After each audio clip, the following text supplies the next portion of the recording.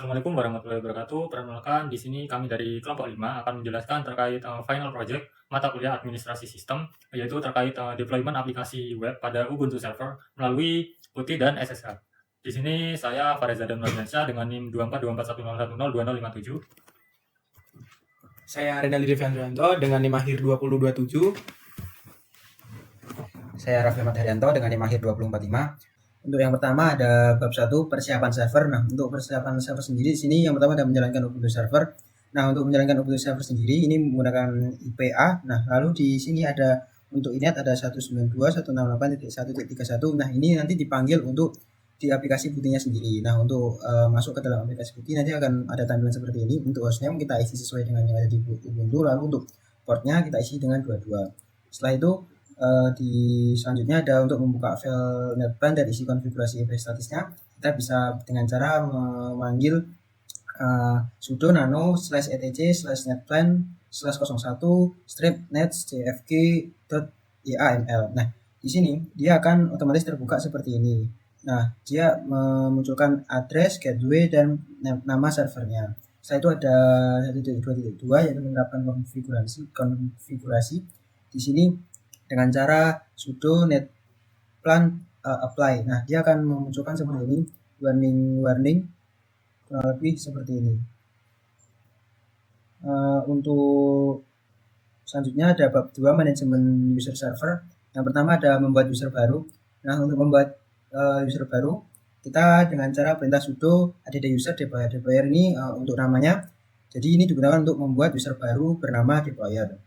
Lalu menambahkan hak sudo. Nah, untuk menambahkan hak sudo itu dengan perintah sudo usermod min ag sudo deployer. Nah, di sini digunakan untuk menambahkan user deployer ke dalam grup sudo. Dengan demikian, user tersebut dapat menjalankan perintah administratif tanpa harus login sebagai root secara langsung. Lalu di bab 3 itu ada instalasi dan konfigurasi web server. Nah, yang pertama ada untuk menginstal web server pilihan atau Apache. Di sini kita disuruh menggunakan perintah sudo apt update. Nah, di sini digunakan untuk memperbarui daftar paket pada sistem. Meskipun langkah ini dapat dilewati jika dirasa tidak berkenan. Jadi sudo apt update ini bisa dilakukan digunakan untuk memasang web server Apache pada server itu sendiri. Lalu selanjutnya ada 3.2 membuat direktori aplikasi dengan perintah sudo mkedir min p /var www deploy strip app.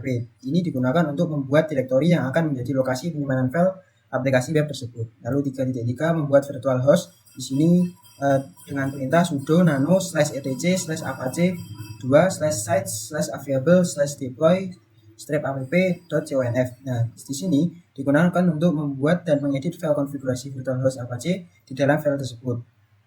Lalu di 3.3.2 di sini kita disuruh untuk mengaktifkan virtual host dengan perintah sudo a2 insight deploy app.conf. Digunakan untuk mengaktifkan virtual host Apache yang telah dibuat, yaitu deploy app.conf.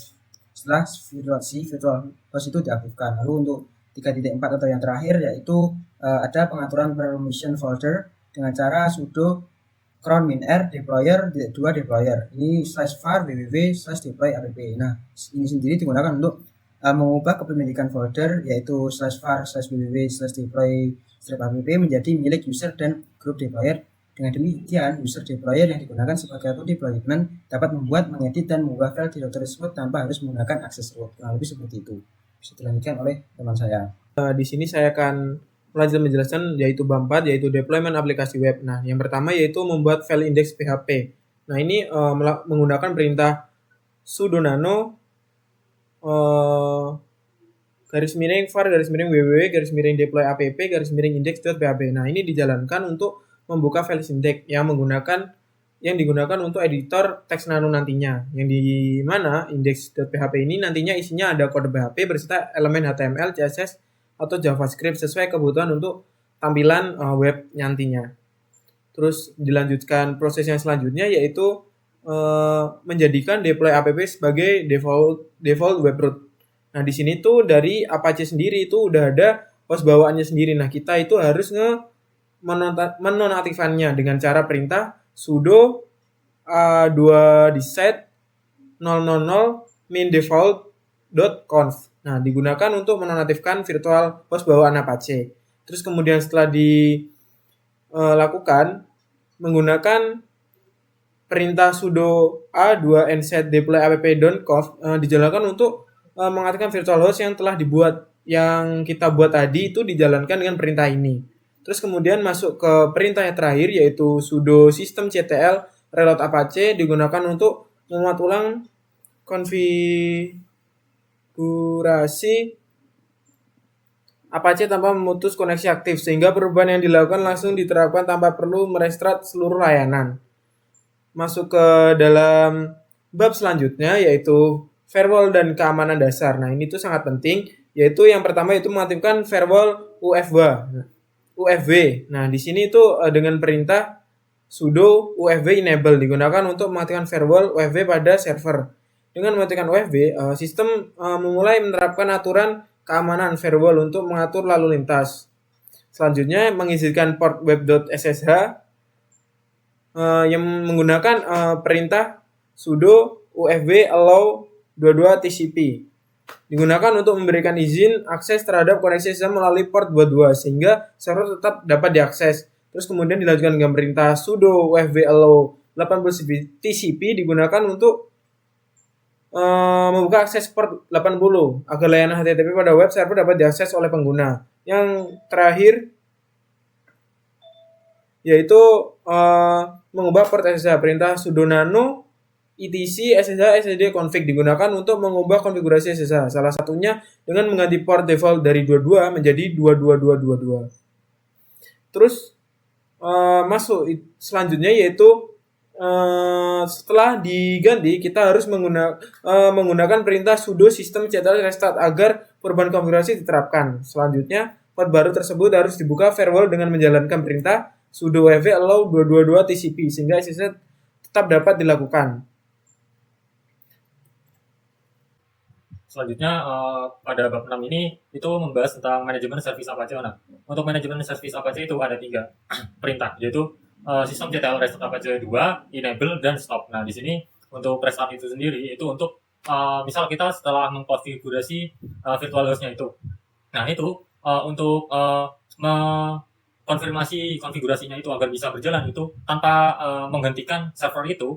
Nah, itu bisa menggunakan sintaks restart ini. Nah, selanjutnya untuk enable ini seperti namanya, untuk enable itu untuk mengaktifkan, dan juga systemctl stop itu untuk menonaktifkan layanan Apache itu sendiri. Pada intinya untuk manajemen service Apache itu hanya ada 3 itu. Selanjutnya untuk bab 7 logging dan troubleshooting. Nah, pada 7.1 itu melihat log, akses dan error. Nah, bisa menggunakan sudo tel min n 5. Nah, letak filenya itu di mana? Nah, di sini itu misal var log Apache 2 dengan nama file, akses log, dan juga error log. Nah, untuk akses itu sendiri itu bisa melihat alamat IP client, waktu permintaan, dan lain-lain itu sendiri. Selanjutnya untuk error log itu bisa melihat log error itu berisi catatan mengenai kesalahan konfigurasi itu. Jadi, misal ada error itu bisa dicari melalui error log ini. Errornya itu ada di mana begitu. Nah, di sini kami juga menganalisis juga contohnya error lognya itu seperti apa. Nah, di sini itu hanya warning saja untuk error log kami.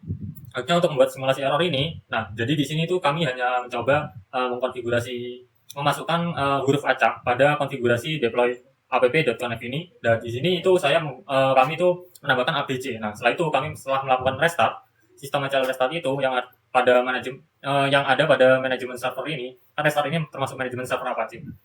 Nah, itu muncul error kode ini. Nah, ini kan dijelaskan ini error kode. Jadi itu. Nah, jadi ini itu untuk bisa dilakukan untuk proses pengujian troubleshooting. Jadi bisa mengecek error itu dideteksi dari situ. Selanjutnya itu untuk perintah sudo journal ctl min Apache ini itu juga bisa digunakan untuk menampilkan log itu secara detail. Jadi lebih secara detail terkait layanan Apache itu sendiri begitu. Tidak hanya error saja tetapi juga berjalannya Apache itu. Misal di sini kami mencoba run. Nah, untuk run-nya itu sendiri itu bisa menggunakan IP address yang telah dikonfigurasi pada putih tadi. Misal di sini itu kami menggunakan IP address ini. Nah, itu akan muncul ini. Gitu. Jika kita misal masukkan form ini, nah gitu. Mungkin itu saja penjelasan dari kelompok kami, yaitu kelompok 5. Mohon maaf apabila ada salah kata. Wassalamualaikum warahmatullahi wabarakatuh.